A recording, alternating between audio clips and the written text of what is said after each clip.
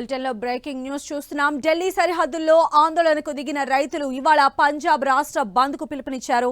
ఉదయం 7 గంటల నుంచి సాయంత్రం 4 గంటల వరకు బంద్కు సహకరించాలని ప్రజలను రైతులు కోరారు. ఆ సమయంలో పంజాబ్లోని దుకాణాలన్నీ బంద్ చేయాలని సూచించారు.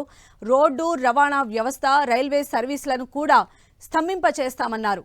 బంద్ జరగనున్న సమయంలో రాష్ట్ర ప్రజలకు పాలు, పండ్లు, కూరగాయల వంటి నిత్యావసరాలు అందుబాటులో ఉండవని రైతులు వెల్లడించారు. అయితే అంబులెన్స్లు, వివాహ వాహనాల వంటి అత్యవసర సేవలను అడ్డుకోబోమని స్పష్టం చేశారు.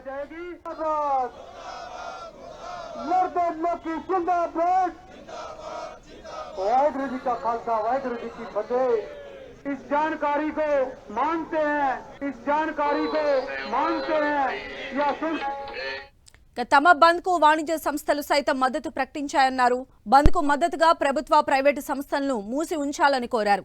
ఇవాళ పంజాబ్ బంద్ నిర్వహించాలని గత వారమే సంయుక్త కిసాన్ మోర్చాతో పాటు కిసాన్ మజ్దూర్ మోర్చా నిర్ణయం తీసుకున్నాయి. ఈ బంద్ కు పంజాబ్లోని వ్యాపారులు, ఉద్యోగ సంఘాలు, కార్మికులు, మాజీ సైనికులు, సర్పంచ్లతో పాటు వివిధ వర్గాల వారు మద్దతు ప్రకటించారు.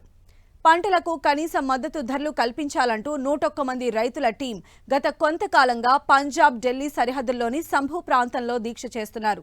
వారంతా కేంద్ర ప్రభుత్వ పెద్దలను కలిసి తమ డిమాండ్లను వివరించేందుకు చాలాసార్లు యత్నించారు.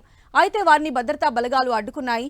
ఈ అంశంపైన జనవరి 4న పంజాబ్లోని ఖనౌరీ పట్టణంలో కిసాన్ మహాపంచాయత్ నిర్వహించాలని యోచిస్తున్నట్లు రైతులు ప్రకటించారు. మరోవైపు పంజాబ్లో రైతు నేత జగదీష్ సింగ్ దల్లేవాల్ చేస్తున్న ఆమరణ నిరాహార దీక్ష ఇవాల్టితో 35వ రోజుకు చేరుకుంది. గాంధేయ మార్గంలో నిరసన తెలుపుతున్న దల్లేవాల్ దీక్షను బల ప్రయోగంతో భగ్నం చేయాలనే ఆలోచన సరైనదో కాదో తేల్చుకోవాలని పంజాబ్ ప్రభుత్వానికి రైతు నేతలు అల్టిమేటం ఇచ్చారు.